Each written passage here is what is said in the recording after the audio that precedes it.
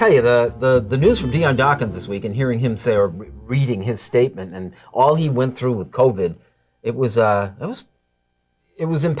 Yeah, I mean, we had no idea. We knew he was on the COVID reserve list when training camp started. We didn't know until he spoke that he had been in the hospital for 4 days, and he talked about how there were points where he was worried that he wasn't going to survive what he went through. And look, he was a wide open book, very vulnerable about the whole thing. He's the second Bill to have serious issues from catching COVID. Tommy Sweeney, the tight end, might have, I'm not going to say it the right way, but the issue with the heart after everything, he missed the whole season last year because of it, now starting to move back forward. I mean, look, it's horrifying. And by the way, third Buffalo professional athlete, Rasmus Ristolainen now, who is in Philadelphia, had it as well last season. He said that he thought there were nights he wasn't going to wake up because stuff was so bad. Like, it affects different people different ways, but when you see these professional athletes going through it like that.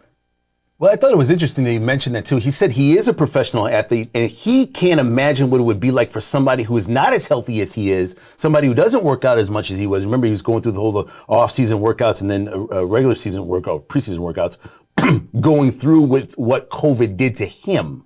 So that's the type of thing that, and then we're talking about people with pre-existing conditions and all these other lines that go in. I don't want to go into COVID type, but the way he spoke about it, what he said and the emphasis he took on people dealing with stuff when they're not supreme athletes like he is, just puts another tide on it. Like, I'm not here to convince anybody to get vaccinated or whatever it may be with masks, but to take this very seriously, I think is very important that more and more athletes share what he had to share. Now, he was in the, he had the shots. He had the second shot, but it hadn't fully kicked in yet. He was within that, I guess, that 2-week window of effectiveness.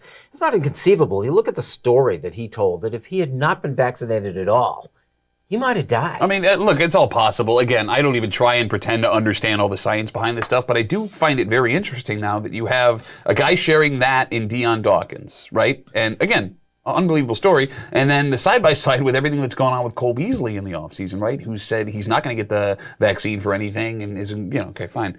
How does that play out inside the room, right? Because you can't tell me these guys don't talk to each other. You can't tell me this isn't a discussion that's happening within the locker room. Like, I would love to be a fly on the wall to know what is going on inside that locker room right now. Dawkins walked the line, I thought, very effectively with what he said. Absolutely. And not putting anybody down. Sure. And there's no reason he should be, right? He's detailing his own personal experience. But, I mean, come on, you guys know, right? Personal experience for you is also a personal experience for somebody else, especially when you have the voices that have been showing up on that team this year. I'd be happy to know that I don't know any information about it, which means they have a solid enough locker room that stuff doesn't leak out. So if there is no big outbreak, if there is no issue, if this does go away, we start the season with the Buffalo Bills playing week 1, no problems, it is what it is, we're fine and on the same page. That leads me to believe they've got a very strong locker room, and I feel good about that. That's pretty cool. And in a football sense, you have to address the fact that right now the Bills don't have their starting left tackle. Yeah, but they're not playing a lot of players. I mean, are you worried that Josh Allen is not playing at all? Are you good the fact Look, you were off the week we talked about it. Don't play him a second in the preseason. And I'll be honest, man, I'm glad Dion Dawkins is there. Like you said, you don't have your starting left tackle. You don't play your starting quarterback. You just gave $150 million guaranteed dollars to keep him out of the preseason. And quickly, the situations are different, but I felt like I had to ask you, because you lost a lot of weight over the last few years, and Dawkins is